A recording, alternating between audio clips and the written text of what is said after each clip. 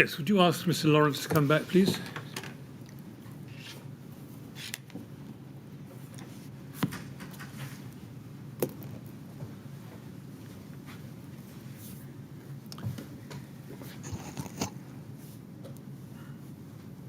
All right, ready to go on? Thank you. Very good, thank you very much. Yes, Mr. Millett. Mr. Lawrence, this morning you mentioned an email in which you recall having discussed whether Ryden would be kept in the loop in relation to communications between Harley and Studio E. I think we found it. It's RYD 0013922, but just help us. RYD 13922.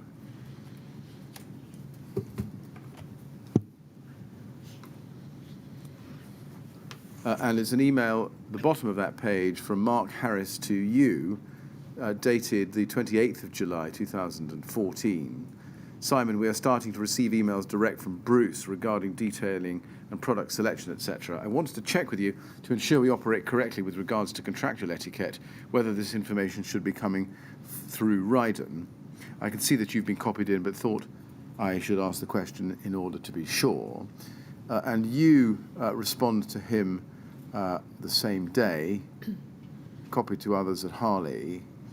Hi, Mark, as we've now done the deal, we can get going. I've told Bruce that it is now okay to contact you direct about design, but I am to be copied in. I expect you to flag any design changes that have time and cost implications so we don't over-design anything. Is that the email you think you were referring to this morning? I think so. It looks like it, yeah. Okay. Yeah, it looks... Yes. In general terms, did you think that was it across the board? In other words, that was essentially a standing instructional procedure as to how matters were going to proceed thereafter? Yes, I would have. Yes. Yes. Turning to the question of fire consultants, it's right that you or Ryden had been involved in the refurbishment of the Chalkerts in 2012. Correct. Or earlier than that, in fact, and that there'd been a fire there in 2012, which I think you knew about. Yes. Yes. In the light of that fire, did Ryden think it appropriate to change its practice and start to engage fire consultants? Not that I saw, but you'd have to ask Ryden that, unfortunately. Now, you said earlier this morning, and I believe it's at page 69 of the transcript, that you had made a decision internally as a Ryden team not to use a fire safety consultant. And you told us that Studio E wasn't privy to that decision. That, just to confirm, that's correct, isn't it? I believe so, yes. Yes. If Ryden had no in-house design expertise, on what basis could the Ryden in-house team decide that they didn't need a fire safety consultant? Well, I think we felt that the advice from Building Control and their fire specialist, Paul Hoban, along with obviously Studio E, we felt the design was going well, and we were getting some good, in effect, a very good service from Paul Hoban and Building Control. Right. Relations to fire. You've mentioned Building Control a number of times in the questions and answers we've had today, and you now say that you were getting good service from them. But Building Control weren't part of your subcontractor chain, were they? As far as actual subcontractor, no. No. And they weren't contracted... Sorry. No, I was going to say, but we pay them to check compliance for the building rigs. We appoint them, don't we? Well, whatever you pay them, Building Control are a regulator, aren't they? Correct. They're external to the design, to the Ryden team, aren't they? Yes. In fact, they're external to the entire Ryden subcontract chain. Yes. Yes. So you might expect them to pick up any non-compliances, but is it really right, Mr. Lawrence, to say that Ryden were relying on them as if they were part of the subcontractor chain, providing you with a service? Well, they were providing us with a service. Is that how you saw it at the time? Yes, because we were paying for them to check compliance against the building regs and then check the works that was installed. So just help me. Is that how you saw building control's role as someone who would essentially advise Ryden about compliance matters? They would advise, well, they'd advise Ryden Studio E in interpretation to the building regulations. Yes.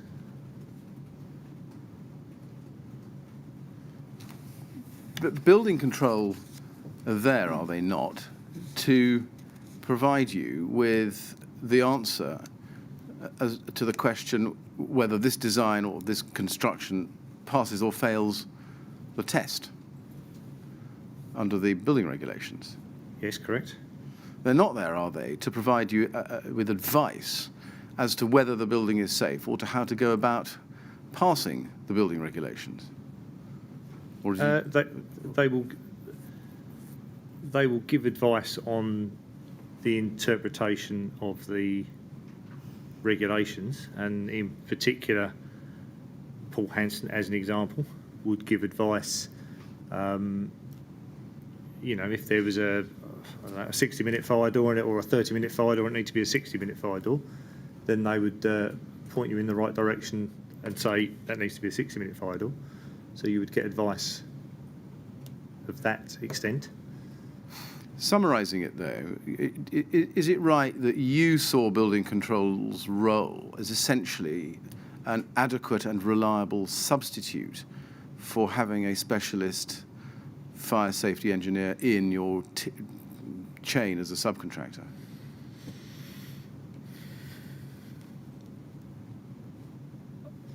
I think not just building control, but also the again, apologies to repeat myself, but having a specialist subcontractor that's dealing with a specialism, whatever it be, a design team that has knowledge, should have knowledge, should understand design in accordance with building regulations, and then for all of that work then to be checked by the building control officer, not only plans but also the installation, then that's, we saw, that is all I'd ever seen, to be fair, in my experience at that time. Right. Well, we'll come to building control later in your evidence. So let's leave that there for the moment. Can I pick up matters where I was going to after this morning? Can I go to RYD 401533? This is an email chain on the 18th of November 2013.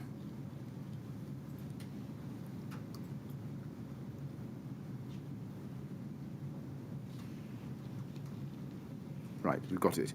This is an email chain initially between Peter Blythe of Artelia and Claire Williams of the TMO and Peter Arnold of, who I think is Ryden, isn't he?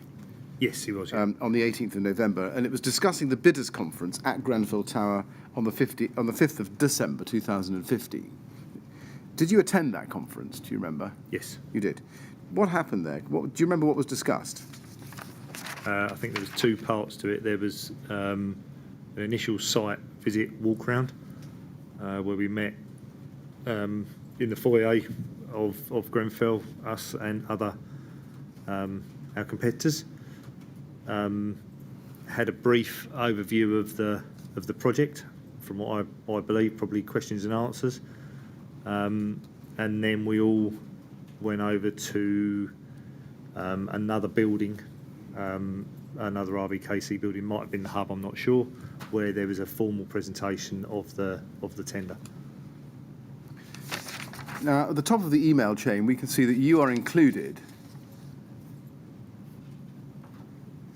And you send the chain on to Katie Bachelier and Peter Arnold, along with a document that you find online. You see that? Info found on web. Do you see that? And that is at RYD 401543. Sorry, 1534. I'm sorry, I've misread that. 1534. RYD 401534.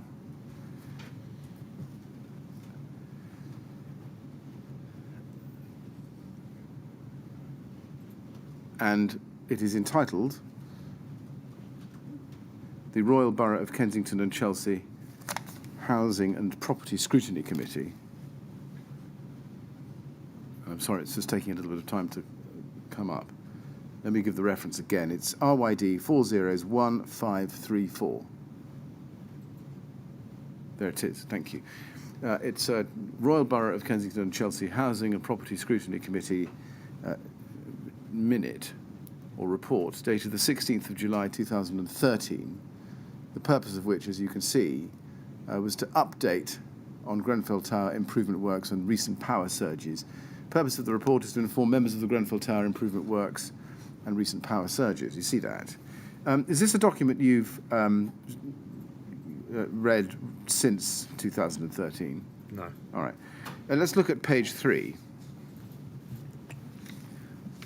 At paragraph 5.2, since January, the design team has been working with Leadbetter, the proposed contractor, to bring the scheme within budget and to ensure that the project will deliver value for money.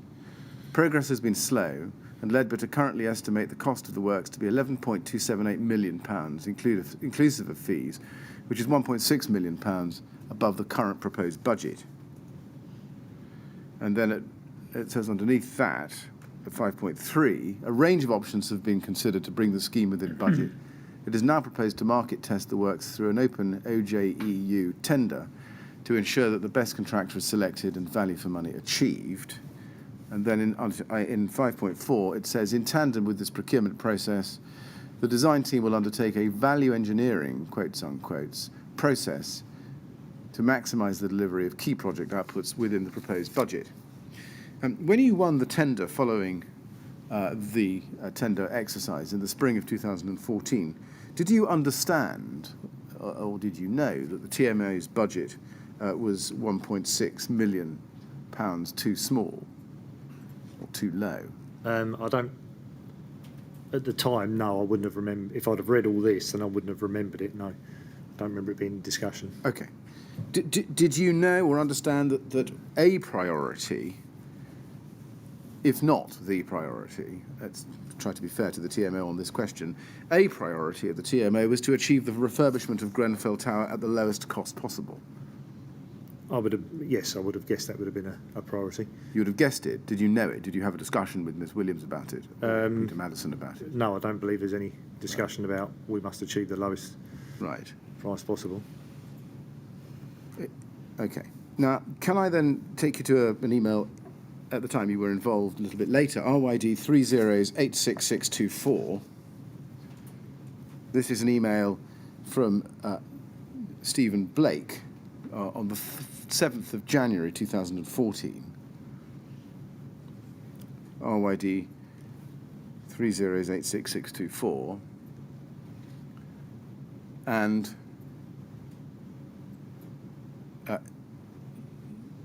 this time, I think it's right that Ryden was still putting its tender together for the project, wasn't it? Yes, I would yes. Mr. Blake, in his witness statement, says that your role involved overseeing procurement. So can we assume that you were heavily involved in the procurement exercise at the time of this email?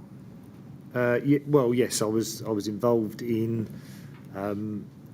So the estimators effectively put the finance together, the money together, and go and get the quotes. I would work with the estimators to decide how packages are put together. Should we put it that way? How packages are put together. We would draw on our collective experience as to which subcontractors or supply chain we would prefer to go to. And then generally I would talk to the supply chain, not all, but the key members of the supply chain, to understand programme, construction, elements of that. Okay. I want to ask you about Mr. Blake's email to Paul Featherstone, which you, I think, wouldn't have seen. You'd have seen the one from Katie Bachelier, to which this is an answer. But he says to Mr. Featherstone at JS Wright, "Hi, Paul, can this be reviewed? In my view, Grenfell is the best opportunity that Ryden have." Did Mr. Blake ever say anything like that to you at this time, or indeed at any time?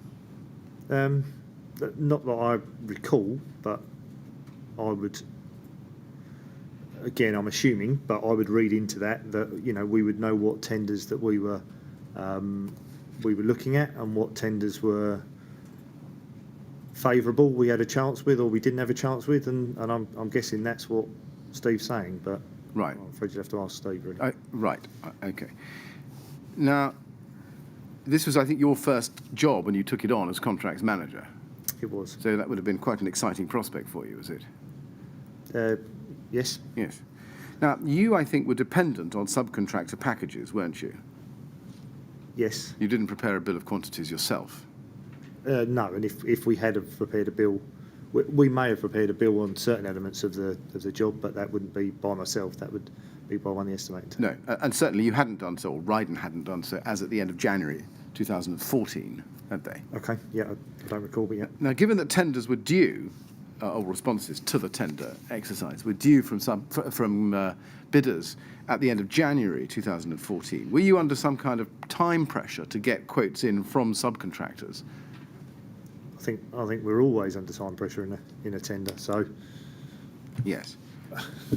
Ms. Bachelier says in her witness statement that you usually allow subcontractors 3 to 4 weeks. Would you agree with that? Yes. At this time, you didn't, I think, focus on what cladding products were being proposed in the NBS specification. Or did you? Not particularly, as in... Sorry, in what respect? I'm not understanding what you're meaning. You didn't identify what cladding products... So, for example, H92, the rain screen, were the subject of bid packages coming in from subcontractors, such as those in the position of Harley. Yes. Right. You say yes. You mean you agree you didn't focus on those? Specifically about the cladding? Yes. Did we focus on the cladding? Not any more than any others at the time. I think we went out to 2 cladding contractors. Right. And they would have had all the information that we had relating to the cladding. My point is you simply left it to the cladding subcontractors or any other subcontractor in respect of their package to bid for what was in the package. Yes. Yes. Now, can I ask you to look at paragraph 20 of your witness statement at RYD 3094220, page 4. You say there that prior to Ryden being formally awarded the contract, I understood that KCTMO contacted Jeff Henton, Managing Director of Ryden, or Steve Blake, Refurbishment Director of Ryden. I understand that it was felt that we were best placed to win the tender. I became aware of this when an email was forwarded on to me from Steve Blake. Now, let's see if we can see that. RYD 403279, please.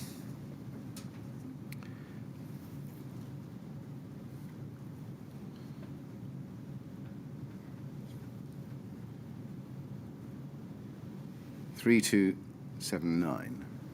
This is an email of the 11th of March from Jeff Henton to Alan Sharrocks and you, and indeed others at Ryden. Subject Grenfell Tower.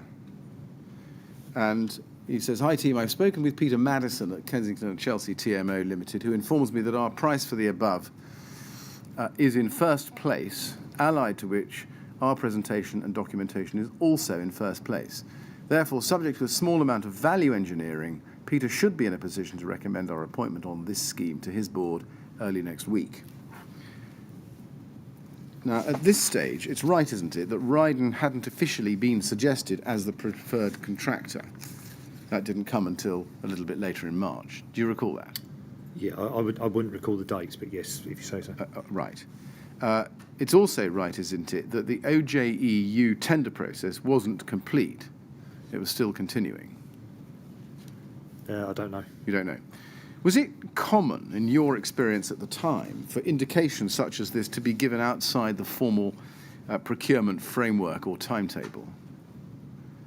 I don't really know, because it generally wouldn't come to me. I wouldn't be involved. Right. I'm not sure that that's the actual email that I might be referring to in my... I think there may be another. Right. I don't know the timing around it. in any case, I think we've seen that you did appreciate before you attended the bidders' day, as we've discussed, that the project was over budget and value engineering would be needed to bring it down. Yes, we knew that from the You knew technical that. documents at the very least, yeah. And I think you knew at the time of the indication that you were the winners that significant value engineering would require to be done by Ryden. Yes, agreed. In practice, is it right that the work of determining the value engineering options to be presented to your client was undertaken by the estimating team? The Ryden. As far as the actual putting the finance together, yes. Yes, so that's Ms. Bachelier and Zach Maynard. Yes. Katie Bachelier and Zach Maynard. Yeah. What was your involvement in that process? I think the only involvement, I mean, to talk it really, probably talking to the, talking to JS Wright and probably talking to Harley's, because I knew both subcontractors from previous jobs, so and probably knew them better than certainly Katie, maybe not Zach, but certainly Katie. So Right. we would all as a team be going to them saying, what is there, what's available, what options have you got? Did you oversee their actual calculations and the work product they produced? But Who did, do you know? that would be Katie and Zach. Yes, they did it, but did anyone oversee that?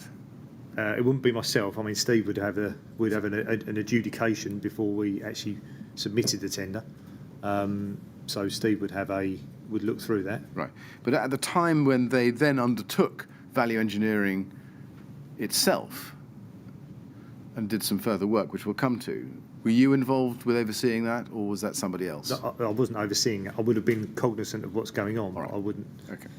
And who was overseeing that work, just to press the point a bit?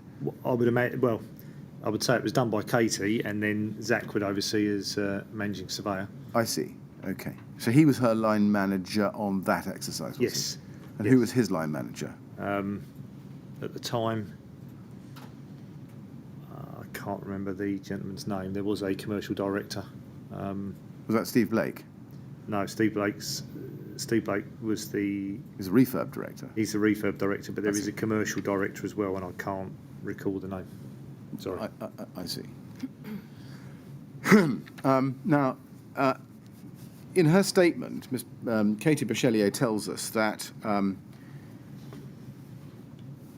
Zach reported to Steve Blake.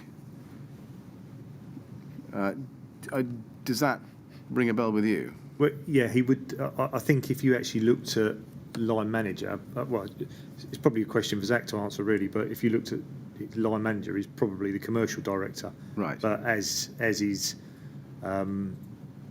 pretty common, that he would feed into Steve. I see. So Steve would be a line manager, although probably. Yeah. I see. So but you weren't in her chain of command at all then? No. I follow. Now, by this point, Ryden had in its tender, I think, offered a price for zinc honeycomb, but an alternative price for ACM. Yes? That sounds right, yeah? Yes. Yeah. And that resulted in a saving of £243,067. Does that ring a bell with you? Yeah, I think there was various cost options depending on. Yes. Type. Yeah, yes, well, we'll come to look at a document in a moment. Well, let's look at it, actually. ART 402087. Let's just pick this up so that it's clear. This is the tender submission. And if we go to page 15, please.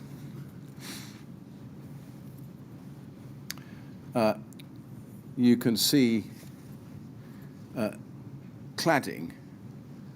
This is cost for alternative design solutions. Refer to drawing specification and room data sheets for the full scope of works. And then item 1 is cladding, new aluminium cladding, including necessary support, insulation, etc., to facade of tower.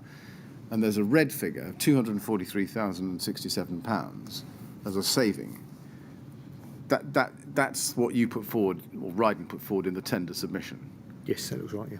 And can you help us with where that figure comes from? It would come from Harley. Yeah. Now, as Ryden's contract was a fixed price contract, any savings from the contract sum would have to be deducted, wouldn't they, from sums otherwise payable to Ryden under the contract? Sorry, could you say that again? Yeah, because Ryden had a fixed price contract, any savings on that contract sum would need to be deducted, wouldn't they? They'd need to come off. You'd get less. Yep. The saving would be passed on to the client. Yes, sorry, yes. Yes. Now let's look further on. RYD 3086654. This is an email chain between Katie Bachelier and Steve Blake discussing Grenfell on the 11th and 12th of March 2014. And if we look at page 2, over the page, we can see Katie Bachelier saying to Steve Blake, this is 11th of March, Steve, just to let you know, I have found the Frankism in Grenfell. He hasn't added the provisional sums, £212,000 to our cost. And there's a response to that we'll come back to in a moment. Can you help with what that means? Or do you understand what that means? Well, I'm assuming there was an adding up error by one of the estimators. To the tune of £212,000? It appears that way, yes. Right. Were you aware of that at the time? So around the 11th, 12th of March? I don't recall it, and I wouldn't necessarily be aware of all the financial adding up and all the backup that went to it. That's not my field. Okay, well, it may be that you can't help us as much as others from Ryden can, but let's see how we go. Do you know what she meant by a Frankism? I think the particular person probably, and I'm making assumptions on this, probably had made a few errors in the past. Frank Smith, is that? Yeah, I'm assuming that's who she means. Right, okay. Well, we can ask her about that. Do you remember at the time seeing any records or being involved in any discussions about this underpricing of £212,000? I don't recall it at all, no. Did you know about it at the time? I don't remember it at all. Really? Okay. Well, let's just look and see how far we can go. Page 1 of this email run, please. Mr. Blake's response. And again, it's only between Mr. Blake and Ms. Bachelier. Disappointing, but not unexpected. Hopefully there will be something to compensate. The TAS must be wrong. What's TAS? I don't know. It'd be one of the Ryden documents. Right. When we complete the value engineering exercise, we will reissue accordingly. Let's see where we go. And then she comes back to him. It may be sort of tender analysis summary. That may be one of them. I see. Okay. And he says hopefully there will be something to compensate. And I know that you aren't in on this, but does help me. Is Mr. Blake suggesting that additional value engineering savings will be found to make up the error? I don't really know, but I think it's probably best for him to answer. But okay. Well, let's just finish the round off. Katie Bachelier goes back to Steve Blake same day, read Grenfell. Yes, the bill figure is incorrect, resulting in our tender figure being £212,000 lower than it should be. I think we will recover this from Harley's by taking the timber window reveals out of their package, but that will mean we'll have to work a little bit harder in finding some significant value engineering savings. Did you know anything of this discussion at the time or even afterwards? I knew that Harley's didn't end up doing the window reveals, but quite all of this going on, no, not that I recall. But that wouldn't be unusual because the financial side of the bid was dealt with by the estimators rather than myself. Right. Did you know at the time, or did you have any understanding at the time, that Ryden were under pressure to find value engineering savings in order to secure the appointment, and also under further pressure because there'd been a £212,000 undervaluation by error in the tender? I don't remember the tender error, right. But I do know that we obviously were being asked to find some VE savings. I see. When you say you don't remember the tender error, how clear in your mind are you about that? I don't recall this. Okay. This chain of events, but it was 6 years ago. Indeed. Do you remember whether Ryden told the TMO that its tender was too low to the tune of £212,000? I don't recall. Is it fair to say, and maybe this is for somebody else, but that Ryden, having been told it was in first place for the contract, didn't want to endanger its pole position by issuing any correction in the price to the TMO? I mean, that's probably for Steve to answer.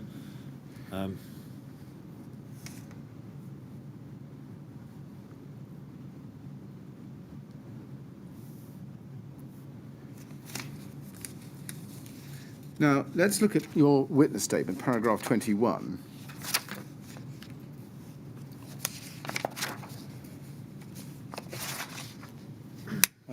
Page 4, you say, following the initial approach, you see that, from the KCTMO, Ryden was asked to meet with the KCTMO to talk through the available options, in particular alternative products for the scheme, as the KCTMO needed to achieve around £800,000 of savings from the original tender price. They provided Ryden, Jeff Henton, Steve Blake, Katie Bachelier and myself with a list of areas in which it was felt the savings may be achieved. So £800,000 was the working figure, was it? It appears to be, yes. Yes. Now, if you add £212,000 as a tender error to that, that gives you 1.012 million as a deficit before you even start, doesn't it? As a deficit. Yeah, you're underwater. You've got to find over £1 million of value engineering in order both to satisfy your client and to maintain your profit level. I suppose if you phrase it that way, then yes, we have. Yeah, that's a bit of a challenge, or would have been a bit of a challenge. No? Yes, I mean there were some items that are identified and looked at. Yeah. Well, I mean, put it this way: £1 million is more than 10% of your tender figure. Yes, and there was this is what the TMO were requesting. They'd obviously set out plans in their tender of alternative products. So, yeah. Now, Mr. Harris, in his statement, recalls, or he rather records that he recalls, that you told him in March 2014 that the project was around £1 million over budget. Do you remember such a conversation with Mark Harris of Harley? I don't remember it, but it's possible. I don't remember it. Right. If it's possible, then it's possible that you knew that that there had been this error of over £200,000 in the bid. Or it's possible I was just rounding up £800,000 to make it £1 million. It is. Can we look at RYD 403295, please?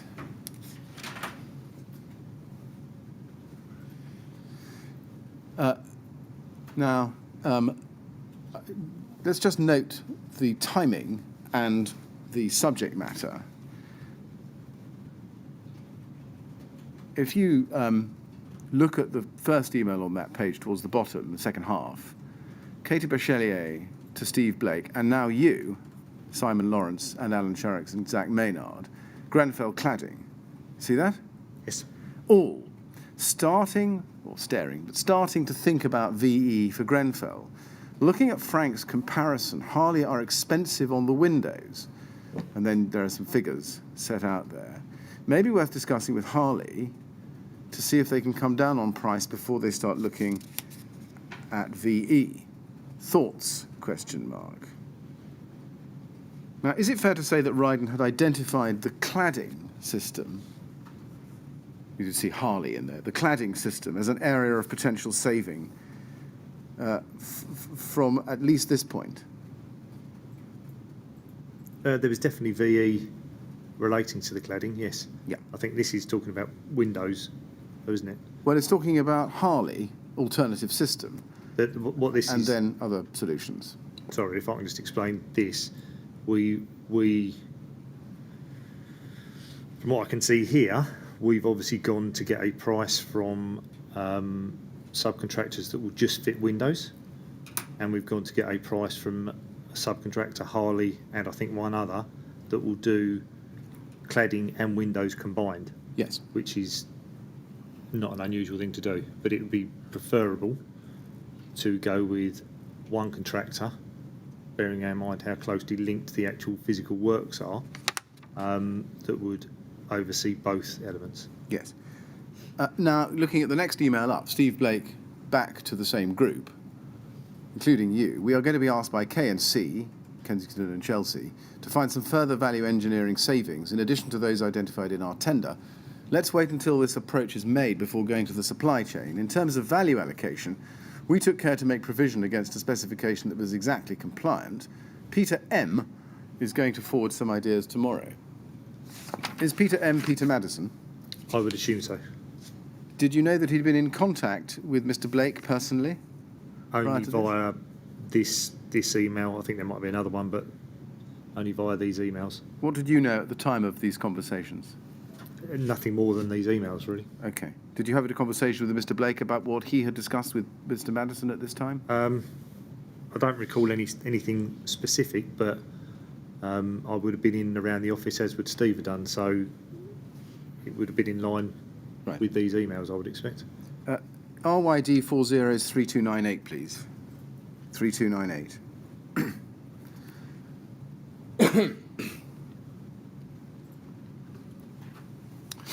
And this is your response to Steve Blake, 12th March. Steve, I suppose there is also the eco-funding route to input against their shortfall. Who is they, or there, in that? Is that the TMO? Yes, I would. That's how I read that. Did you recognise then at the time that the TMO didn't have the budget to meet the specification? Yes, I think they. Yes. Well, to meet, when you say meet the specification, to meet the to meet their top specification, you also had the other ACM options, and then I think there were some other options in the tender that we were asked to look at. Yes. But yes. I see. Thank you. Would you accept that this exchange shows that you were personally engaged from at least this stage in suggesting methods of value engineering for this project? Yes, whilst not involved necessarily in the finance, but the overall, generally knowing what's going on. I can't recall the £212,000 email, but yes, I was understanding that we needed to talk to the supply chain. Yeah. And then Mr. Blake comes back on the same day to you, actually, as the primary recipient of the email, copy to others. Definitely, he's going to take a view on what is available at his risk. What did you understand, Mr. Blake, to mean by his risk? Well, I think it's relating to the eco funding, and I think there wasn't. Well, I know that there wasn't a definitive amount on offer. Right. I think. Is his a reference to Peter Madison? Yes, I would. That's how I'd read that. Right. Can I ask you to look at RYD 403302, please? And this is an email of the 13th of March from David Gibson to Mr. Blake towards the bottom of the page. I think you'll probably have to go over to the second page. Picking it up at the bottom of page 1, David Gibson, 13th March, to Steve Blake. And can we please have the text of the next page? Peter Madison of the TMO has given me your contact details. I understand you're currently in a meeting. That's how it starts. And then he goes on, I've attached a simple spreadsheet indicating the areas we would like you to look at in relation to possible savings. Our target is circa £800,000, which included the cladding savings already priced and any grant income to the scheme. See that? Yes. And then he says, a little bit lower down the email, can you also confirm if you can make a meeting on Monday afternoon with Peter, myself and Claire Williams, the project manager for the scheme at our offices? It might be useful if you can bring your estimator also. Now, the spreadsheet that's referred to by David Gibson in that email, which I understand you didn't see, or you weren't copied in on, is at RYD 403301.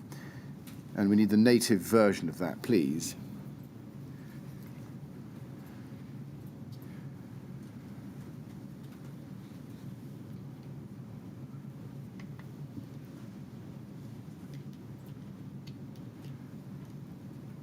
And you can see from that document that the works budget is £8,415,000. The cost savings to be made need to be in the region of £800,000. And then it sets out some areas, not exhaustive, in which savings might be found. You see that? Yes. And then underneath that as item 3, cladding, subject to planning approval, was mentioned in the tender as alternative costs. And there's the 243 figure again. Now, did you understand that at this stage, and I know you weren't a recipient of this email or this spreadsheet, but in general, do you recall that you were being asked to better that proposed saving, to improve on it? I think they would have, if we could have improved on it, I think they would obviously be happy to. I think that's just setting out the areas that they feel that they could achieve an 800k saving. Right. Now, can I take you back to paragraph 20 of your statement? You say there that I understood that the KCTMO contacted Jeff Henton, Managing Director of Ryden, or Steve Blake, Refurbishment Director of Ryden. I understand that it was felt we were best placed to win the tender. I became aware of this when an email was forwarded on to me from Steve Blake. In fact, I think you had been aware of this a couple of days earlier, on about the 11th of March, by Jeff Henton, hadn't you? It does appear that the dates are slightly... Yes. And that had said that Ryden was in first place, but subject to finding further cost savings. It said subject to a small amount of value engineering. Remember that? Yes, agree. Yeah. Do you agree that by this time, 13th of March 2014, it was clear to everyone in senior positions at Ryden for this project that Ryden's involvement in the project was contingent on Ryden finding considerable cost savings on the specification which had originally been proposed by the TMO? I think it's. I think I would understand that the project. It is not just Ryden's involvement, but the project as a whole moving forwards. Yes, and I think I put to you perhaps wrongly that you hadn't seen the email and spreadsheet, but you had. I think seen. I think spreadsheet. I had seen it at some point. Yes. Yes. Yes. I think I got You forwarded. just weren't copied in. You weren't a recipient of it, but you got it by copy. Forwarded after. Exactly. Yeah. Now, we've seen also earlier that Mr. Blake's view was that this was the best opportunity Ryden had. Can I ask you to go to the first and second emails on the page we were looking at, which is RYD 403302.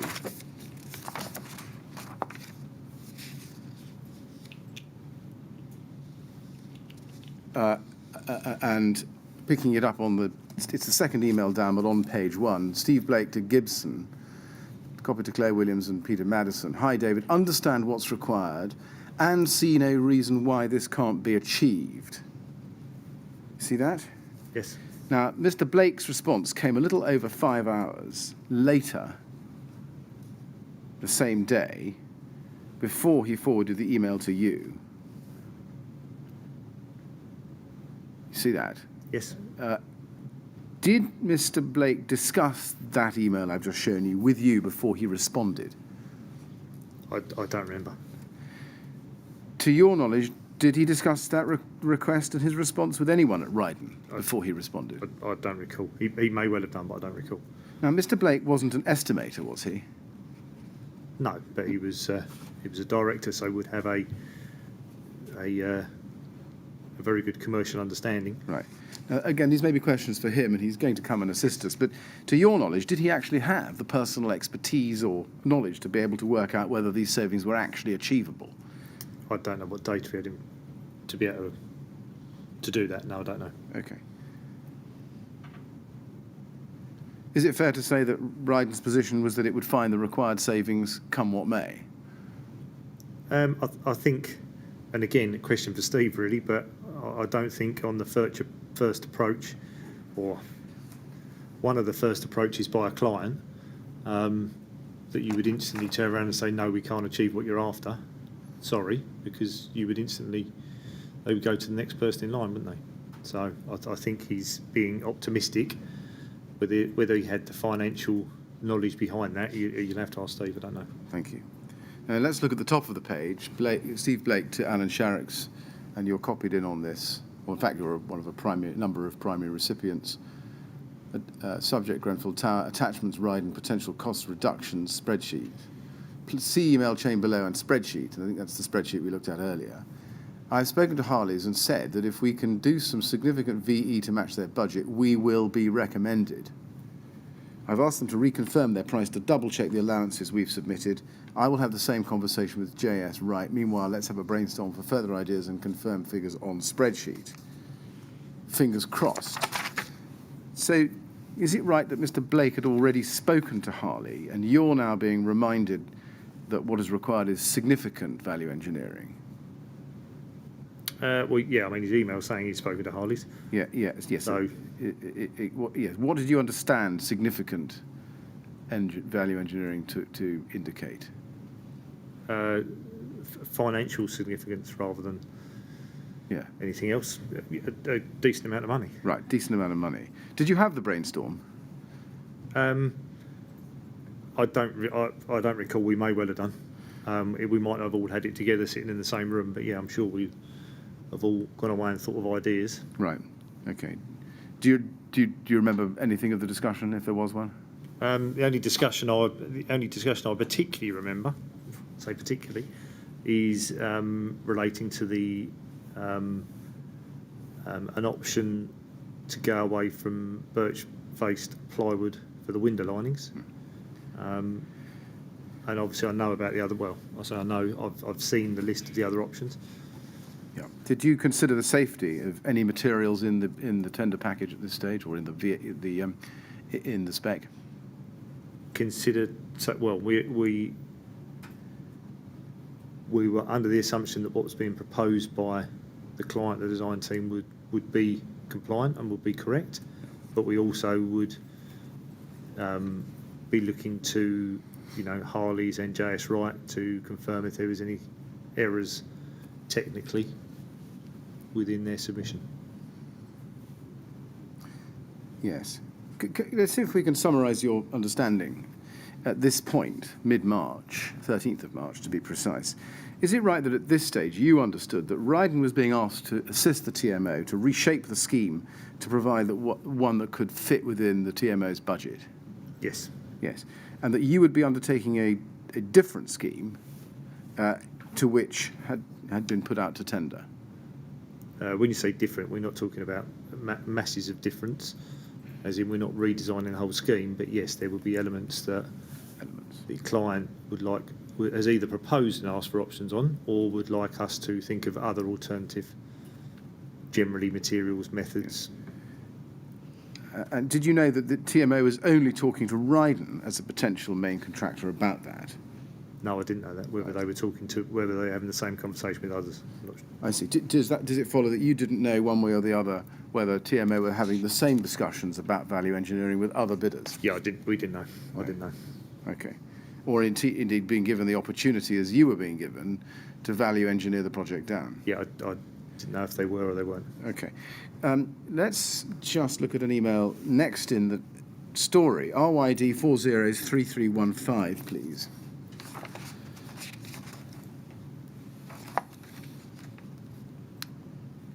This is an email from Mark Harris of Harley of the 14th of March 2014 to Steve Blake, copy to you and others. Please find the first round of VE options attached for Grenfell Tower.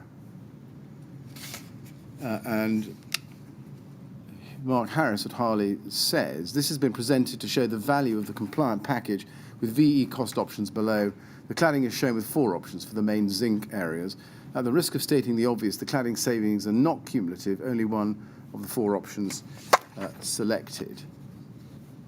be selected. With regard to the planners and what they will accept, having never met the planners, it is difficult for us to comment. However, when we met the architect, it has to be said that they were somewhat precious about retaining the spec for the zinc cladding, but no doubt budget will be the driver here.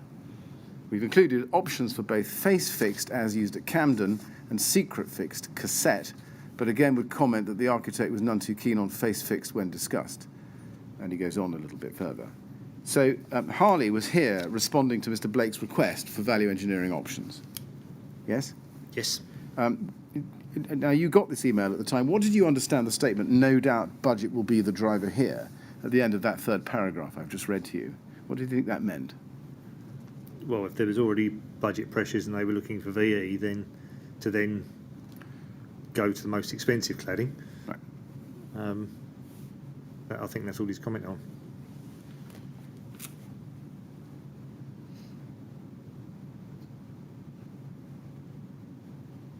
Do you mean in that last answer then not to go to the most expensive cladding? Yes, Right. yes. Well, sorry. I think they've got yes, sorry. wrong on the If transcript. we know they're looking for value engineer options, and we know they're looking for a say 800k saving, then the driver will be to achieve that 800k saving as opposed to picking the most expensive cladding.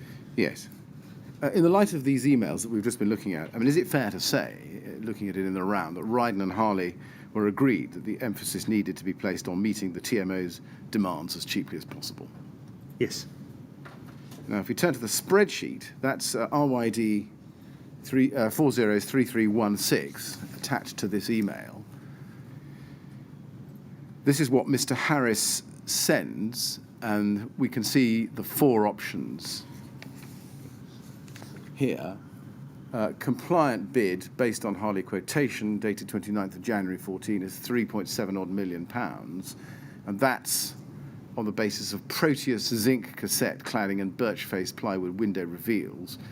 And then proposed VE cost savings, you've got metal technology windows and curtain walling in lieu of Wicona. That's a saving of 114 odd thousand. Then you've got UPVC window reveals in lieu of birch-faced plywood. That's 74 odd thousand pounds. And then you've got Rainabond natural zinc cladding cassette in lieu of Proteus zinc cladding cassette, 157 odd thousand saving. Rainabond natural zinc cladding face fix in lieu of Proteus zinc cladding cassette, 279,000. And then you've got Rainabond standard silver colour aluminium cladding cassette in lieu of Proteus zinc cladding cassette, a saving of 419 odd thousand pounds. And then Rainabond standard silver colour aluminium cladding face fix in lieu of Proteus zinc cladding cassette, a saving of 576 odd thousand pounds. So a rising scale when it comes to the rain screen. When you saw this, was it clear to you from this table or spreadsheet that ACM cladding was going to be far cheaper than zinc cladding? Yes. Was it accepted by this stage between Ryden and Harley that ACM cladding would be used if agreement could be obtained from the relevant parties such as RBKC's planning department? Yes. Now, in your witness statement, if we could just go back to it, it's page 5, please, paragraph 22. You refer to a meeting that happened on the 18th of March. Just taking the story a little bit further forward, if we can, Mr. Lawrence. You say that I subsequently attended a meeting on Tuesday, the 18th of March, at the office of KCTMO, along with Steve and Katie Bachelier, our estimator. I think the KCTMO people present were David Gibson, Peter Madison, and Claire Williams. At the meeting, it was discussed what could be done to bring the project within their revised budget. Now, we have been unable, as an inquiry, to locate any note or minutes of that meeting. Do you remember whether any minutes or notes of that meeting were taken by anybody? I don't recall. I don't remember seeing any formal minutes. Right. Whether anybody took notes individually, I don't know. Do you know whether Ryden or anyone in Ryden took notes of that meeting? I don't know.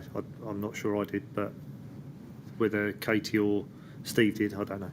Was there any reason, or is there any reason, why no notes of that meeting were taken?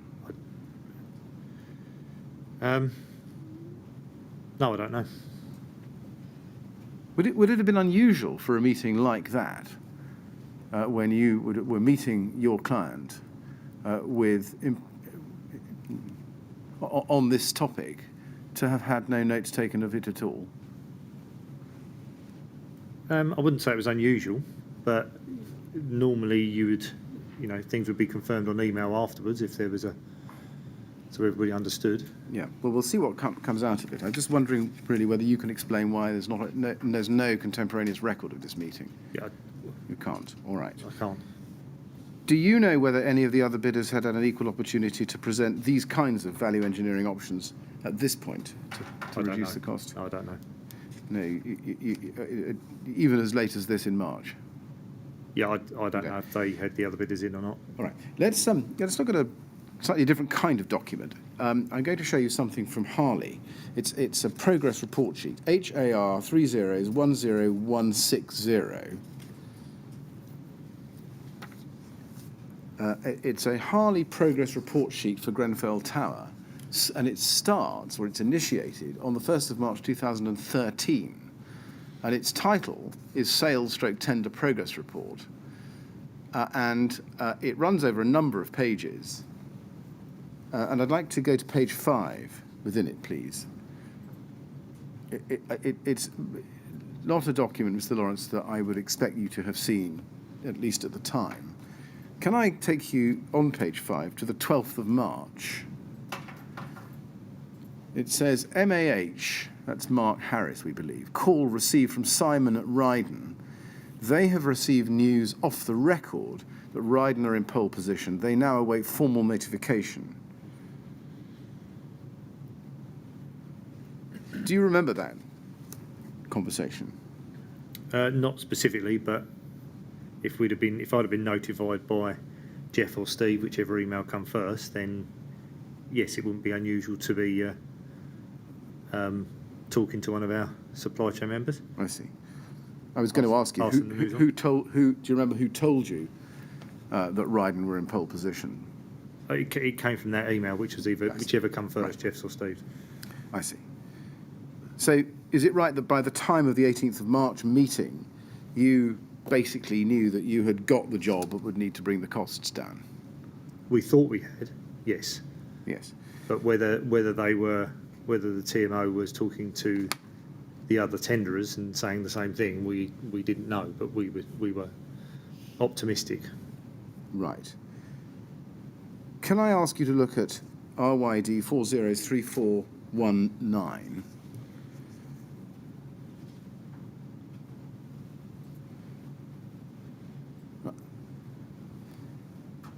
Now, this is an email from Peter Blythe. I'm looking at the second email down, of Artelia to Peter Arnold at Ryden, copied to Claire Williams and Jenny Jackson at the KCTMO. Grenfell Tower, notice of tender result. Dear Peter, please find the attached notice of tender result for the works at Grenfell Tower. And I just ask you to note the time of that email, which is just before 6 o'clock in the evening on that day. I have assumed, but correct me if I'm wrong, Mr. Lawrence, that the meeting that you had attended with the KCTMO to discuss value engineering options had happened earlier in the day. Would that be right? Yes, correct. So this comes on that day at 5:56. If we need to look at the letter, we can, but perhaps we just should, actually. Let's just do that. RYD 403420, please.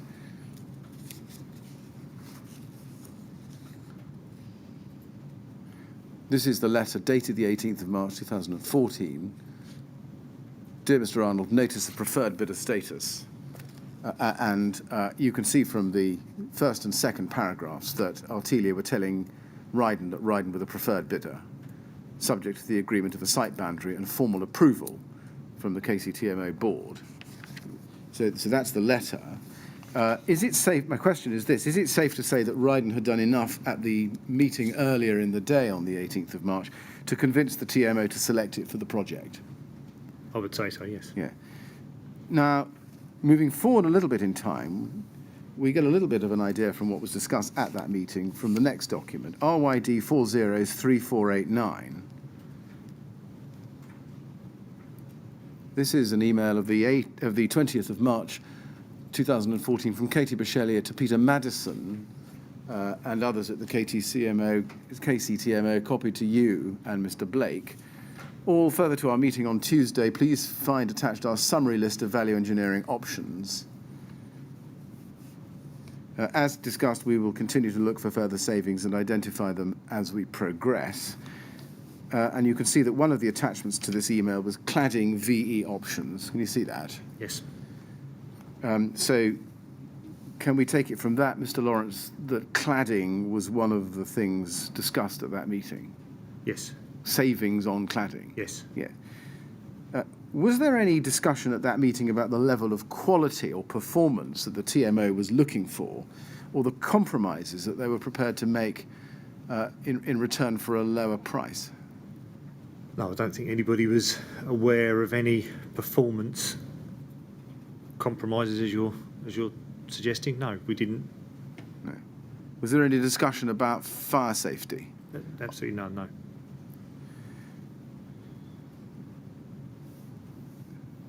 If we look at the email, we can see that the attachments included VE options 18th of March 2014. Do you see attachments VE options 180314 PDF, and also cladding VE options 180314.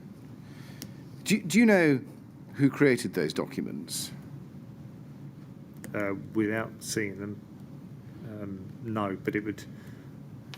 All right. Well, let's move ahead. I would assume Katie, based on the information that I'd assume she's collated a sheet taken from Harley, but I don't know. All right. Well, we'll look at a document in a moment. Just sticking with the email, if we can, for the moment. They're dated the 18th of March on this email attachment list. Does that tell us that they were created for the meeting, for use at the meeting on the 18th of March? Probably. Do you know? No, I don't. All right. I don't recall. Let's look at one. RYD 403490. This is one of the documents attached to that email, which is VE options, 18th of March. I think it's the first one. It shows a number of figures with total possible savings listed at the bottom there as £862,041.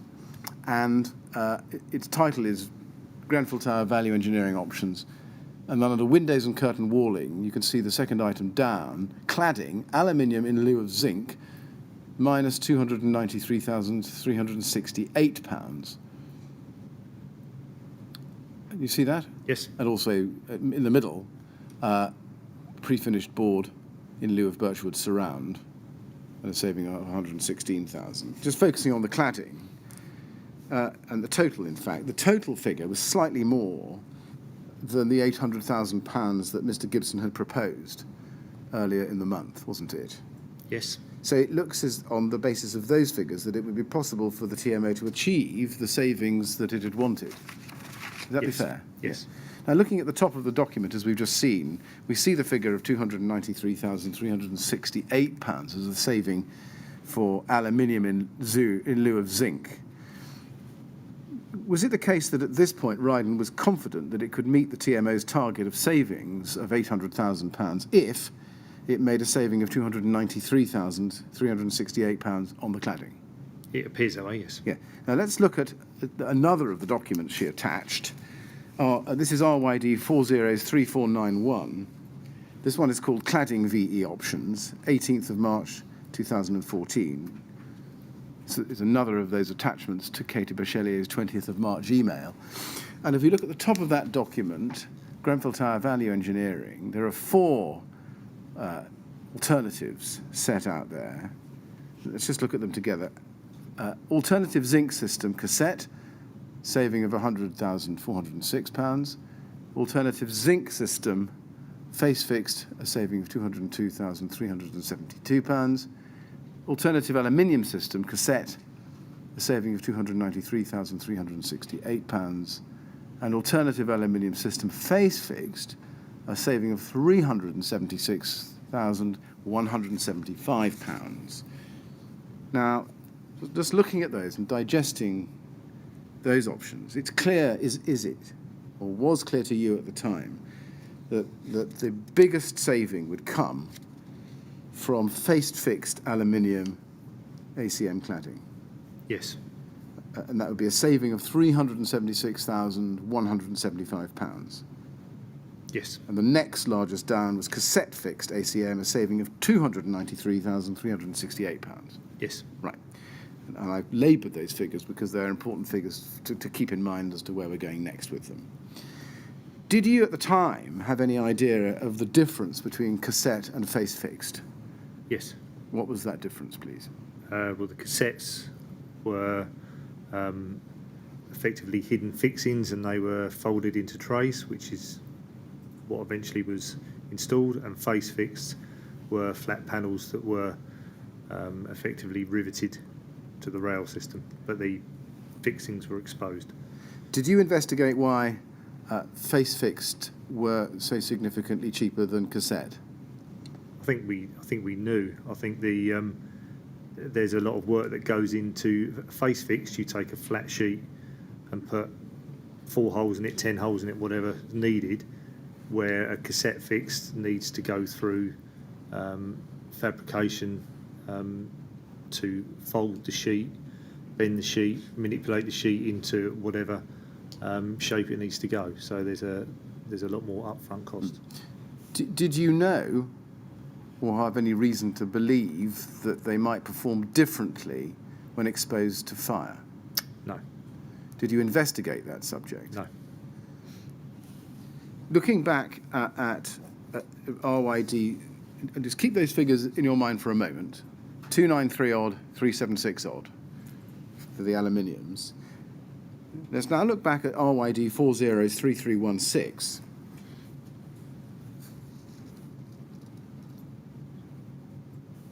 And here we see the spreadsheet sent to Ms. Bachelier and you by Harley on the 14th of March, 4 days before Ryden produced the VE cladding document we've just looked at. And here we see the 4 options, and they're rather different figures. And for cassette and face fixed at the bottom, we have a saving for cassette of £419,627, and for face fixed, we have a saving of £576,973. Can you account for the fact that in each case the saving presented to the TMO, whether face fixed or cassette, were for much less than the saving Harley were presenting to you? I would suggest by that, although not my area of expertise, that Ryden took some of the saving for themselves. Right. Do you know that? Judging by the figures, yes. Did you know Yes. that at the time? I think I probably did, yes. Why were the savings, detailed by Mr. Harris, not passed on in full to the TMO? That's a question that either Steve or the financial team would have to answer. It may well be, Mr. Lawrence, but do you know, sitting there, the answer to my question? I would assume it went against risk or additional profit.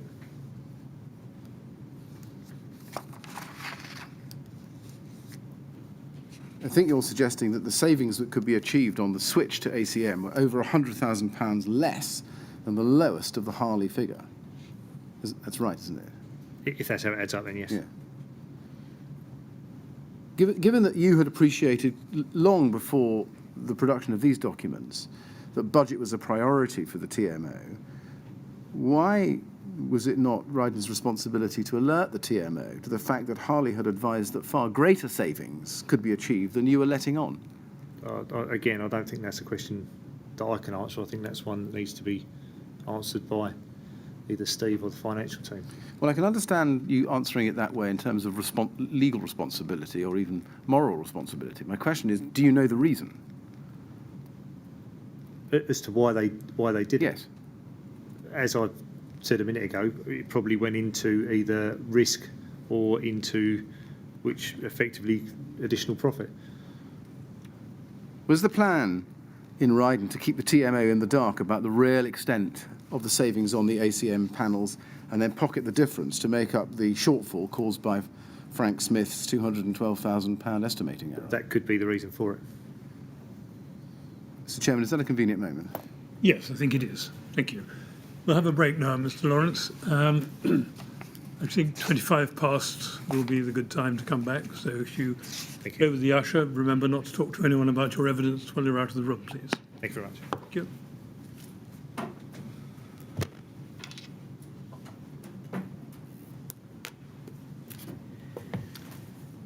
25 past. Thank you very much.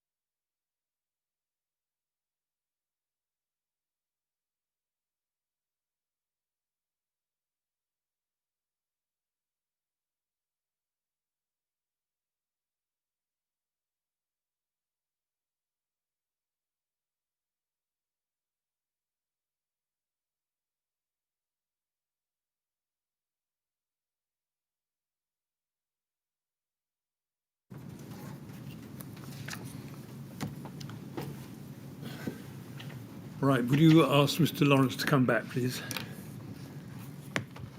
I did say 25 past. Yeah.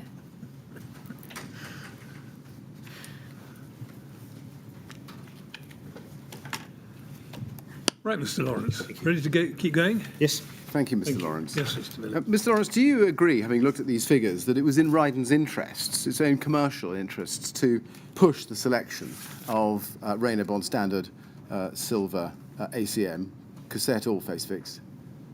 Yes. Yes. And mainly face fixed, because that's where the biggest savings came. Yes. Can I take you forward in time to early April 2014 and go back, please, to the Mark Harris Sales Tender Progress Report at HAR 30101160.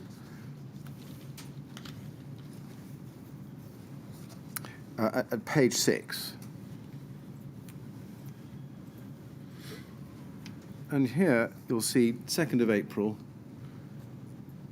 middle of the page, file note. You see that? Simon advised via Mike Albiston, he's Harley, that no decision will be made on VE until the contract has been formally awarded, to avoid other MCs being given the impression that they were not given equal opportunity to look at VE. In the interim, we have been asked to obtain a NEDZINC sample for comparison purposes. The current exercise of obtaining alternative samples is being referred to as the design process. Simon will be in contact next week to set up a meeting with us. Now, Simon, I think, is you, or is that wrong? I would assume that was me. Yes. Were you concerned? Well, let me first of all ask you: did the discussion with Mr. Albiston that's recorded here by Mr. Harris take place? It may well have done. Again, Right. I don't recall it, but it may well have done. Can we proceed on the basis that what is recorded here against that date in this file note is accurate? Okay. Yes. Okay.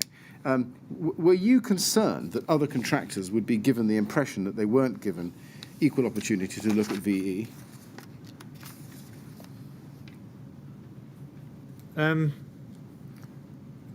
Well, the note gives the impression it was. I don't recall that being an issue at the time, but Right. again, apologies, but it's 6 odd years ago, so. I understand. Was Artelia or the TMO concerned about the fact that other main contractors had not been given equal opportunity to look at VE? Do you remember any discussion about that? Or No. No. No. it seems that if this note is accurate, you at least had a concern that other MCs might have been given the impression that they weren't given an equal opportunity to look at value engineering. Was that a concern of yours? Not particularly. Like I said, I don't recall the note. I think we'd been provisionally awarded the contract by then. So no, I don't really recall the conversation at all. So, Right. or in having any concern about the other tenderers. No, I can appreciate you not remembering it, but on the footing that Mr. Harris's note of what Mr. Albiston was told by you is accurate, my question is really whether you can tell us anything about what concerns you had on this topic at the time. No, because I Right. don't recall them. Okay. Now, can I ask you to look at HAR 50927, please?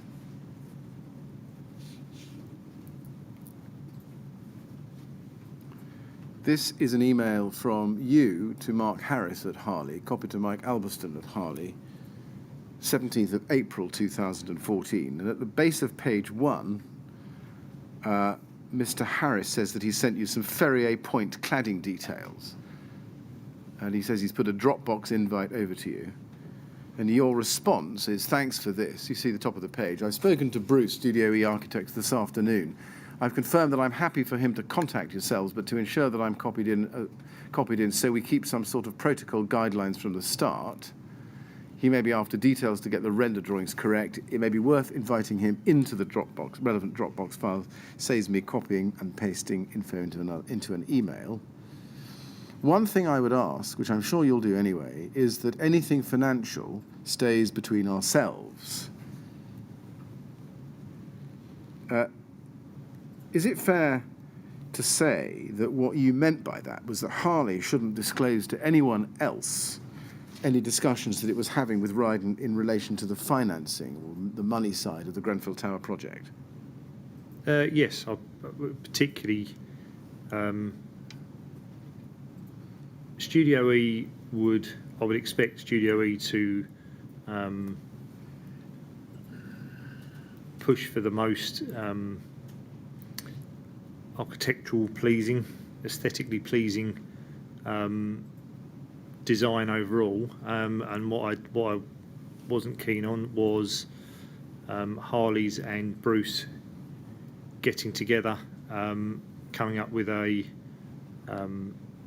elaborate design that was more than we'd sort of tended against, and there being additional costs coming from Harley to us. So I was keen on making sure that anything financial stayed with us and stayed away from Studio E. Or was it because you were concerned in case TMO found out that you were pocketing the savings?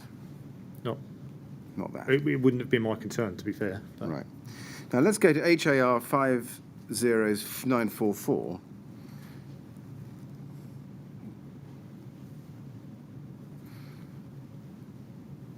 This is an email from Mr.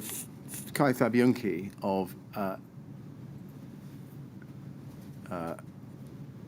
Studio E. In fact, it's over the second. We want, I think, the second page of this, please, first, which is Kai Fabianchi of Studio E writing to Mark Harris at Harley, 25th of April 2014. So we've moved on in time. Halfway through that email, he said, after a reference to the spandrel panel design, could you please let us know if this could be done using the secret fixing system or if it has to be face-fixed rivets? Would both fixing systems be within the budget? If face-fixed, what would the vertical centres of the T-rails and horizontal centres of the C channels need to be? If secret fixed, what would be the vertical centres of the supports need to be? Please let us know your comments on how you would propose to detail the interfaces, recessed joints and folds, and the rain screen supports. You see that? If you go to page 1, please, you can see that the email was addressed to Mr. Harris, but then you responded over an hour, or about an hour later that day, to Kai Fabianchi directly, as well as to Mark Harris, copied to Mr. Soanes. And you thank him for the images, and you, in the third line, you say this: whilst they're definitely one of our close supply chain partners, this is a reference to Harley, and I would hope they will be working with us on this project, nothing has been signed or agreed yet. Because of this, they aren't able to offer full design development at this stage, as they would be at risk. So some of the more technical questions can't be fully answered yet. I'm not sure that they're relevant to the planners at the moment. And then you say, in order to design a system that achieves the client's requested budget, we need to be making everything face-fixed and from flat sheet where possible. Every bird, mouth joint or recessed corner adds cost because there's an additional manufacturing or fabrication process to fold the flat sheet into shape, and the supporting structure behind is often more involved. Now let's just pause there. Do you accept that the emails we've been talking about show that Ryden had itself calculated that it was in fact able to meet the client's budget, even accounting for the £800,000, by using a cassette-fixed system? Yes. Yes. And in fact, those calculations enabled the Ryden to meet the client's budget and retain a profit of about £126,000 odd for itself. Okay. Yep. Yeah. Now, do you accept that it wasn't true to say that in order to design a system that achieves the client's requested budget, we need to make everything from face-fixed and from flat sheet where possible? I think at that, whilst the client was the client accepted the cassette fix option because it was a less risky option with the planners, but if they could have achieved a face fix option, giving them more saving, then they would have done. So at that time, it hadn't gone to the planners, it hadn't been discussed with the planners. We also weren't, whilst Harley's were our preferred supply chain partner, they weren't actually guaranteed of the job, although it was highly likely they we would contract with them. So I don't think anything was fixed relating to face fix or cassette at the time. You say in the first sentence of that paragraph, in order to design a system that achieves the client's requested budget, we need to be making everything face fix. But in fact, that wasn't true, was it? Because you could have achieved the client's budget even if you'd used cassette, which was more expensive. Although there was still some risk around the eco-funding. Right. So, all right, but you're nonetheless giving Studio E the impression that it had to be face fixed, whereas in fact you knew, didn't you, that cassette fixed would actually come within budget. Yeah. You accept Yeah, that? it implies, yes. Yeah, does thank you. apply.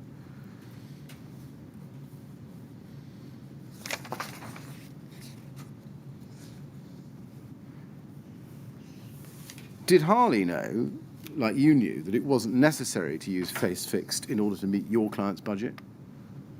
I don't know. In fact, Harley had been approached by Ryden to prepare the savings calculations in order to match the budget, hadn't they? Yes, Yes.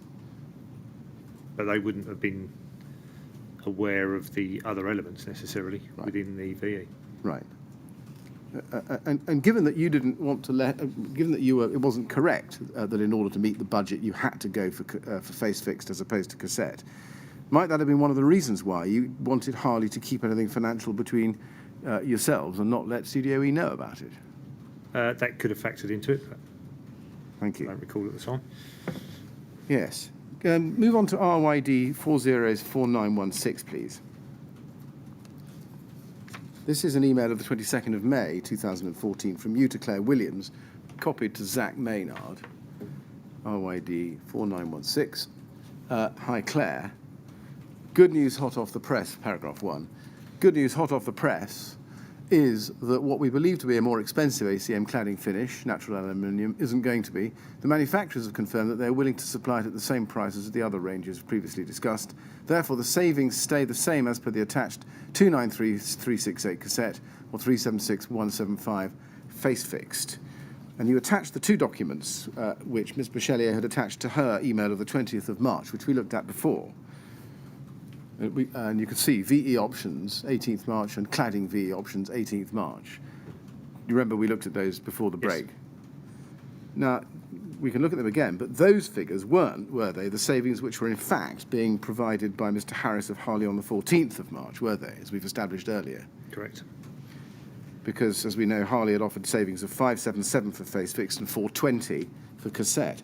So is it fair to say that you are, again, materially understating to the TMO here the extent of the savings on ACM panels? I was passing on the figures in my email that I was aware that Ryden wanted to pass on. Indeed, and thereby materially understating to Yes. the TMO. Yes.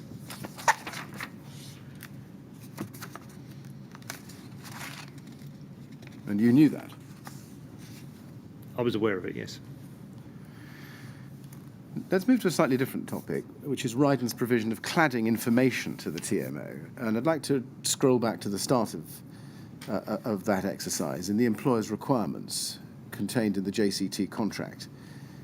Can I ask you to go to that? SEA 50169, please.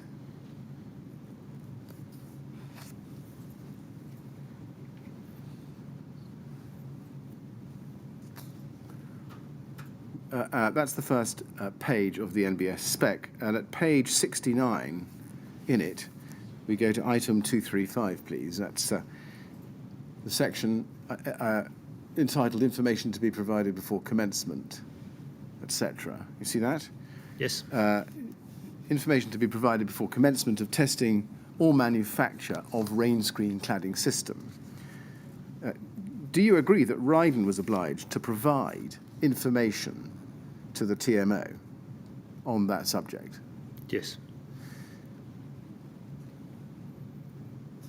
What information did you understand at the time that the TMO were entitled to about cladding, or the cladding? What they've prescribed in the Right. NBS. Now, we'll come to this in more detail, but given your role was to understand and manage Ryden's contractual obligations on the Grenfell Tower project, what steps did you take generally to ensure that the relevant information as identified here at paragraph 235 of the NBS spec was provided to the TMO?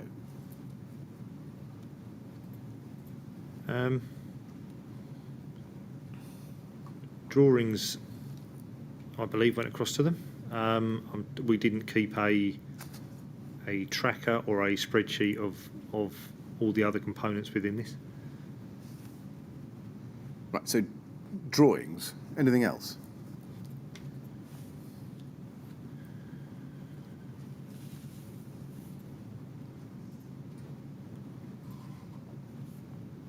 I don't know if we did the spare parts. I don't know if we did all the rest of it would be part of the O&M Right. and health and safety file. You mentioned drawings. The first bullet point there is detailed drawings to fully describe fabrication and installation. That rather looks as if what you're required to provide to the TMO is detailed drawings, as it says, which fully describe fabrication and installation. Which is Harley's drawings. But were these drawings and calculations ever provided to the TMO? I believe the drawings were, but I don't know about the calculations. Yeah, I see. Ryden themselves didn't produce those drawings. No. No. What steps did you take to ensure that the information that you were to provide to TMO, comprising detailed drawings, were adequate and accurate? Again, by having a specialist subcontractor, by having an architect, those are the people that are able to determine whether those drawings are adequate or not.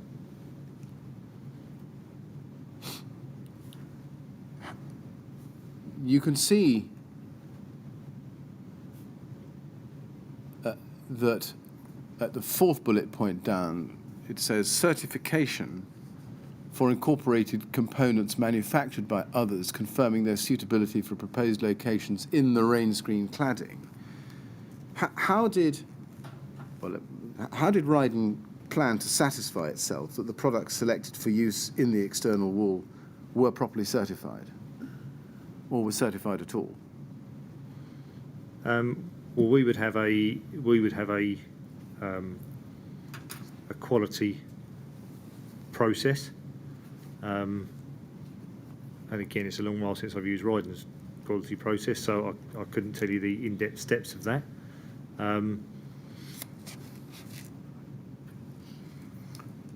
You say we would have a quality process. Was that a process which would identify the particular materials and the certificate that went with it? You'd have an inspection and test plan would be part of that process,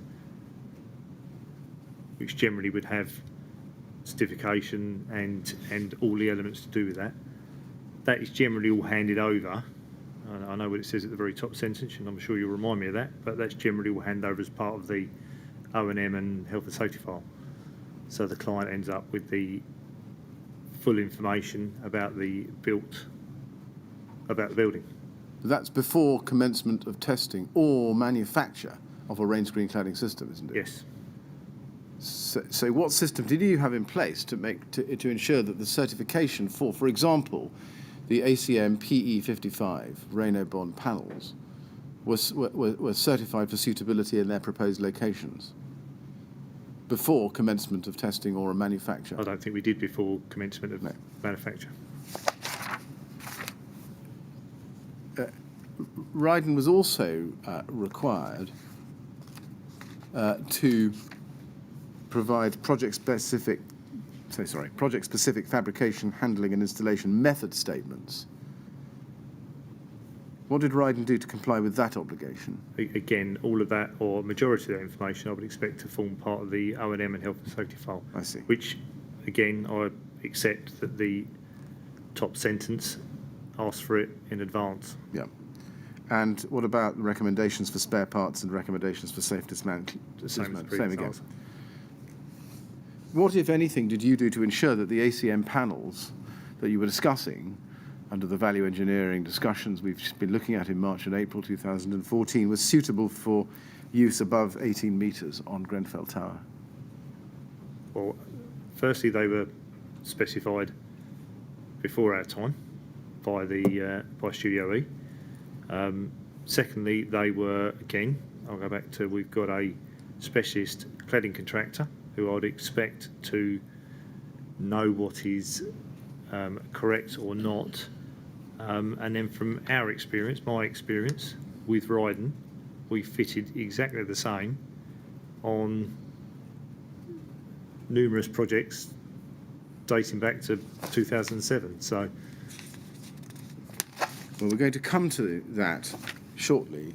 You say numerous projects. We know about Ferrier Point and we know about... Chalcots and Ferrier Point. Right. But there are, in Chalcots there is more than one. Right. Now, in that last answer, Mr. Lawrence, you name-checked Studio E and Harley. Do I take it from that you yourselves, Ryden itself, did nothing to ensure that ACM panels, BE55 ACM panels manufactured by Rydon were suitable above 18 metres? Correct. We'd rely on others to do it. You rely on others to do it.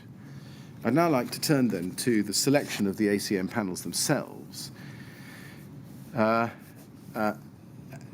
Sticking with the NBS spec for the moment, can we go, please, back 3 pages to page 66? We can see that what was specified here under item 123, under H92 rain screen cladding, was the Proteus HR honeycomb rain screen panel manufactured by KME Architectural Solutions.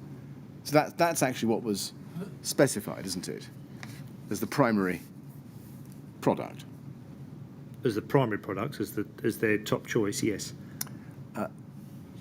And underneath that, we can also see zinc sheets were to be manufactured by Nedzink. Yes? Correct. So the sheets themselves, the zinc would come from Nedzink in the Netherlands, and they'd be fabricated by KME, wouldn't they? Yes. Yes. Now, did you ever read any of the product literature concerning the Proteus panel? I think the only time I looked at any product literature was when we were putting together the information about the longevity of the or durability of the panel. Did you know that the core of the product is a aluminium honeycomb structurally bonded between 2 thin gauges of metal? Only from what it says there, but I've never used the product previously. I see. But you didn't investigate the product literature to see what this stuff was made of? No, not particularly, no. Did you know that the fire classification for that panel was that it met the requirements according to Class 0 of the National Building Regulations? No. I would have assumed it, but I didn't investigate it. Did you investigate the fire performance of the Proteus HR panel at all? No. Didn't have a discussion with Studio E about it? No. You didn't look at the brochure, as I think you told us. Only to look at Yeah. longevity. Now, the specifications, as I've shown you, are set out here in the NBS. Could you also look, please, at page 64, 2 pages earlier on, at item 11, you can see information to be provided with tender. In addition to the cladding specified in the below clauses 120 and 123, submit comparative supply and install costs per square metre of the whole cladding system for the following alternative materials. And then you've got Rydon, 3 products there, and Alucobond, Spectra, and zinc, quartz zinc. Note, face fastened solutions permitted. And if you go to page 65, look at item 120, please. Rain screen cladding to columns and external envelope of main entrance canopy. We've just seen that. Looking at the two together, item 11 on page 64 and item 120 on page 65, Mr. Lawrence, isn't it the position that it was the zinc Proteus HR panels which were specified, but comparative costings were required from contract tenderers for Rydon panels, Alucobond panels, and VM zinc panels, composite panels? That's correct. Yeah. And you can see, if you go back page to item 11 on page 64, the alternative costings for Rydon, which were required to be Duragloss 5000 in metallic, standard and non-standard, satin gloss. That's one of them.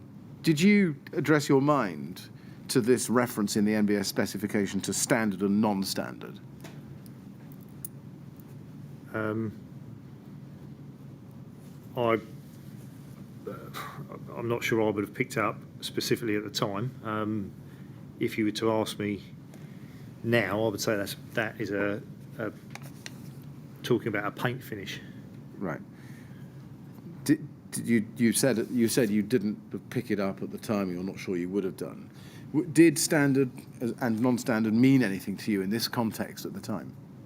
Only paint. It would only be paint finish. Paint.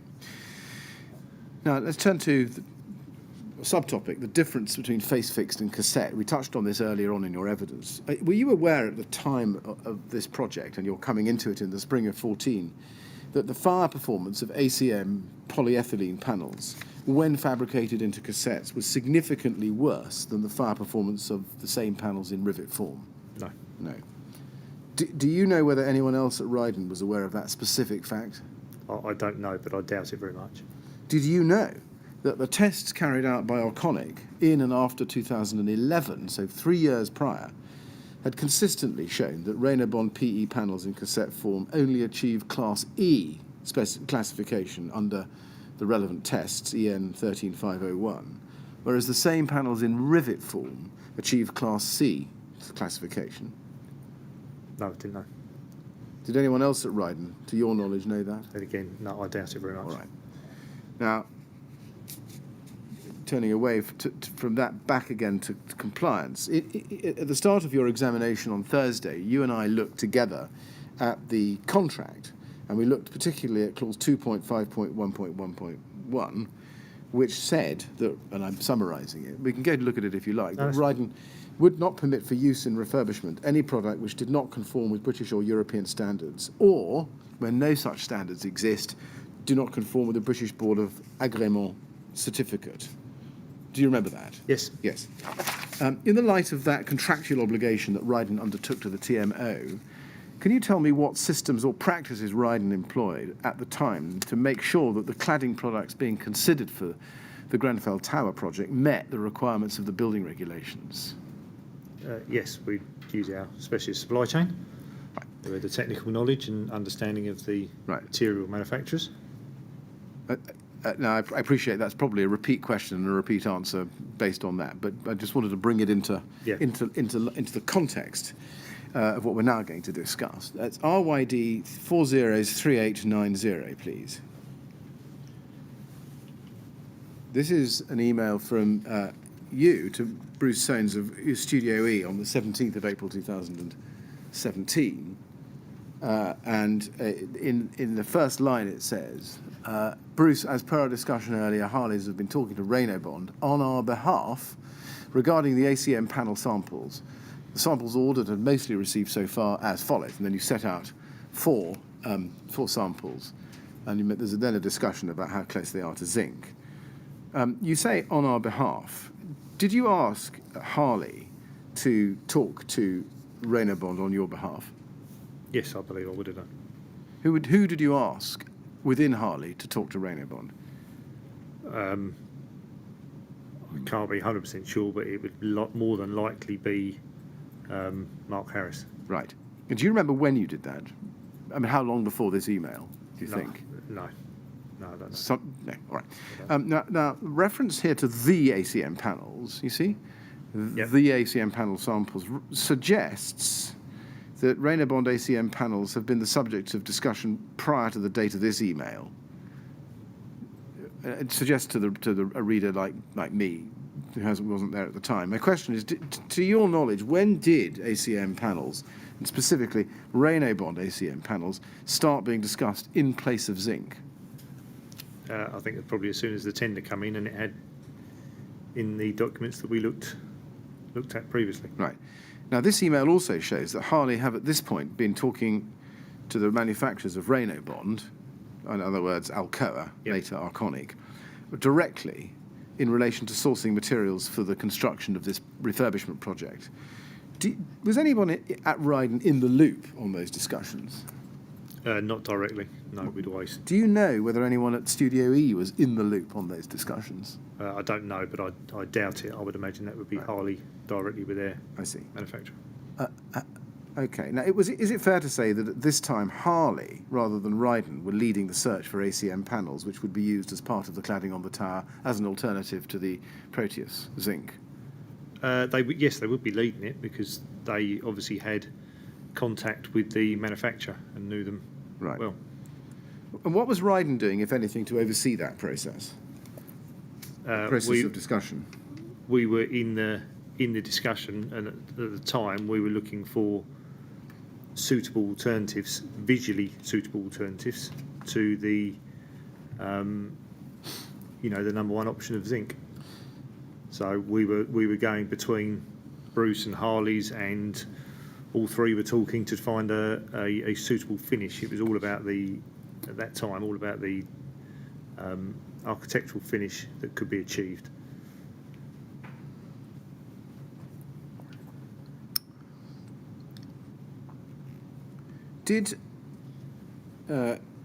Well, let's look at the email. If you look at the middle of the page, it says, if there are any other colours that you would like to see and feel is more appropriate, then let me know, and we will get Harley to order them.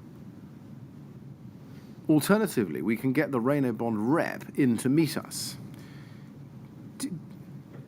Who, if anybody, told you that the Rydon rep would meet you?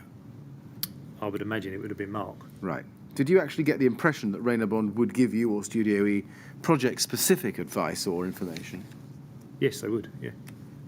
Where did you get that impression from? From Mark, and it's probably insinuated in emails. So I think it's Deborah French was involved in some email trails. So, and would be typical with a material manufacturer wanting to sell their product. Right. By this point, had you had any discussions yourself directly with Deborah French? No. Deborah French. I don't think I've ever actually met her. Right, I see. Now, at this point, I think you were looking at riveted panels, not cassettes, weren't you? Possibly. Yeah, I can't remember at that point. Yeah. All right. Well, yes, probably. Yeah. I mean, I think we're probably looking at both, but we were obviously the preferred option was face fixed. That's fair. Now, the reference to Mark Harris, who was the Harley sales guy, I think you referred to, and the work that you did at Ferrier Point together, which you refer to in the last paragraph, was with riveted panels, not cassette, wasn't it?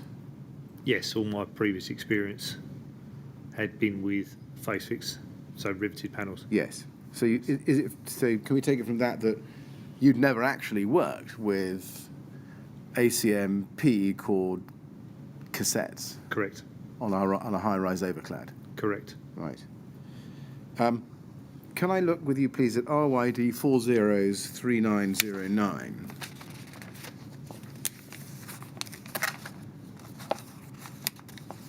This is an email from Bruce Soanes in response to yours on the 22nd of April 2014, copied to Kai Fabionki. And he says, "Hi, Simon. For some reason, both you and we have overlooked the metallics. Is this cost?" And then he goes on to set out a number of models of ACM cladding which were offered by Alcoa, but which had not yet been considered by Ryden or Studio E or Harley. Are these all PE core? I would assume so. I don't.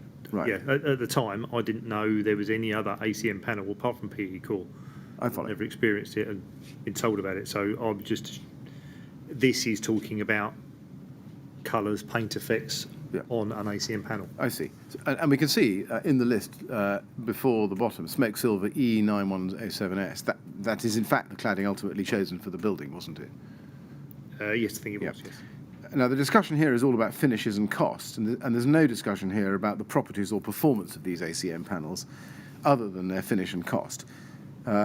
Did you have any discussion at all at this time of those matters outside this exchange? No. I I think the assumption was they were all equal. Right. Mr. Chairman, I've probably got one more document to show, two more documents to show the witness. Well, I think you should before carry on then. before we get to a slightly different topic, but can I do that? Thank you. And then that'd be a convenient point to break? It would. Yes, it would. All right, we'll carry on. Right, thank you. RYD 403913. If I can put pages 1 and 2 next to each other, we can see that at the bottom of page 1 is you forwarding an email to Mark Harris at Harley, which you had got from Mr. Soanes, which we just looked at. You send it on to him, and you say, Mike, thoughts please, particularly around cost. Yes, and then he responds to you the same day, a little bit later on, only about 15 minutes actually later on. You see that? Simon, by far the easiest way for us to respond is for me to forward a copy of Bruce's email to Deb French at Alcoa, the Rayner bond lady. For a comment regarding cost, I'll do that straight away. Did you pass on to Harley all decisions and oversight of the cladding material selection process? Do you think? I believe so. Yeah. So basically, this whole discussion was really outsourced to Harley. And when I say this whole discussion, the discussion about cost and the appropriateness of ACM for the tower. Yes, I don't, and I don't. When you say appropriateness, again, this trail of emails is talking about colour. Yeah, Yes. you are right. And to be fair, when I Yes. say appropriateness, I mean within the subject matter of the discussions that you were consciously having. Yes. Now, at the top of the page, the document shows his response, and I've summarised that to you. And we can see that his suggestion was simply to forward the email to Deborah French and get her comment in respect of cost. So he, in turn, is in a sense acting really as a postbox between you and Rayner Bond. Correct. Now, at this stage, was Mark Harris expressing a preference for Rayner Bond ACM panels because of the cost? I think it infers that in his sort of second to last paragraph. Indeed, I was going to show you that. I would prefer to try and stick with Rayner Bond if possible. Nothing wrong with the Luca Bond, of course, but I'm not sure we can manage the cost so well if we go that route! Exclamation mark! Exclamation mark! So, and you actually answered the question before I showed you the paragraph, but I'm grateful. But can we summarise it this way? As far as you were aware, there was a beneficial relationship between Harley and Rayner Bond. Correct. Yeah. Now, if we next go to the next document, RYD 403932, we can see what happens next. This is an email from Mark Harris to Debbie French, and then him sending you back her response to him on the 23rd of April. We can see that she comes to him on the 23rd of April, copied to Mike Albertson and Jeff Blades. Hi, Mark, as per your couple of emails, I've attached copies of our Rayner Bond BBA specimen warranty. We will supply the original warranty once we've produced and shipped material. It will be drawn up project and site specific. FYI, I've also attached a copy of our COSH and cleaning documents. In terms of the colour categories and pricing, I can confirm that the following colours are not going to carry any upcharge on prices already discussed and quoted. And then she sets out the three and makes some other comments about other colours. Hope information is okay, but any other questions, just let me know or ring me. And then Mark Harris comes back to you, pings it on to you. Simon thought it would be easier to forward you the email and all attachments as received from Debbie French at Alcoa. I can't see a reason for this not to be sent as it is to Bruce, but we'll leave that decision to your good self. First of all, did you know at this stage who Jeff Blades was? He's the copy. Yes. And what was his role? He works As you understood it. Yeah, he works for CEP. Yeah. What his actual role is, but yeah. Right. Now, we can see the response, and I've read it to you. Mark Harris's suggestion was that it all be sent straight on to Studio E, unless you thought differently. Did you send it on to Studio E, do you think? I would have thought so. Right. Is there any reason why you would not want Studio E to see that information? No. Did you read the documents that she sent you yourself? Probably not, but I probably would have passed them straight on, but I can't say for sure. What about the copies of the Rayner Bond BBA? Did you know what that was? Yes, I knew what that was. Did you notice that it had been attached to the email? I probably did at the time. Right. Well, we'll come to that tomorrow. Just one last question on this. She says that post-shipment, the warranties would be drawn up project and site specific. Did you understand that Miss French of Rayner Bond of Arconic knew that the Rayner Bond material that she was discussing with Harley was going to go on to Grenfell Tower? Is that your understanding? I'm not sure she knew, but I would say she'd have very good. It'd be very, very likely that was going to happen given the correspondence. Yes, I would say so. Right. And to your understanding at the time, would she have had, to use your words, a very good idea that building is a building higher than 18 metres? I would have thought so. Yeah, definitely. I would have thought Harley's would have. I would have thought Harley's would have been speaking to Relabond about that, if not about material costs and quantities of material, etc. So yes. Right. Mr. Chairman, it's now just gone 4:05, and I'm going to come next to similar. We're staying on the same topic with a different document, a set of questions about it. Is now a convenient moment? I think it is, yes. Yes, thank you. You're getting along quite well. I'm getting on quite well, Mr. Chairman, but I am concerned, and we may need to raise the question with the witness about overrun. I'm concerned that we're not going to finish tomorrow, particularly since there are questions which are coming in at the moment from other core Would parties. it be sensible just to canvas that now? I think it would be sensible. But would you like to tell us how you see things? Yes, Mr. Chairman, and there are knock-on effects on the witnesses, so I don't want to go into too much detail. Let's just worry about so far as Mr. Lawrence. Mr. Lawrence is concerned, if Mr. Lawrence could come back on Wednesday, if that's not inconvenient, to finish off his evidence, would that cause trouble? Well, Mr. Lawrence, It would cause trouble, but yes, I would. Of course, I will help. well, I'm very sorry about that because I'm sure you've made your arrangements on the assumption that you'll finish tomorrow, but Yes. it looks as though that's not really going to be very convenient. So if you could, I think we'd ask you to make arrangements to come back on Wednesday. I would think for only part of the day. I think it would be part of the day, Mr. Chairman. I'm not going to commit to a precise time, I'm afraid, because things happen during the course of the evidence, as one knows. You never quite know. But I suspect that if you're discussing your availability with other people, you better say perhaps after lunch. And that's not giving you a promise that it will be before the end of the day, but you understand, I think that's Yes. a reasonable basis to work on. Okay, well then we'll call a halt there and finish for the day. Please don't talk to anyone about your evidence or anything to do with it overnight. And we'll resume at 10 o'clock tomorrow, please. Okay, thank you. All right? Thank you very much. Okay, go with the usher now, please. Thank you.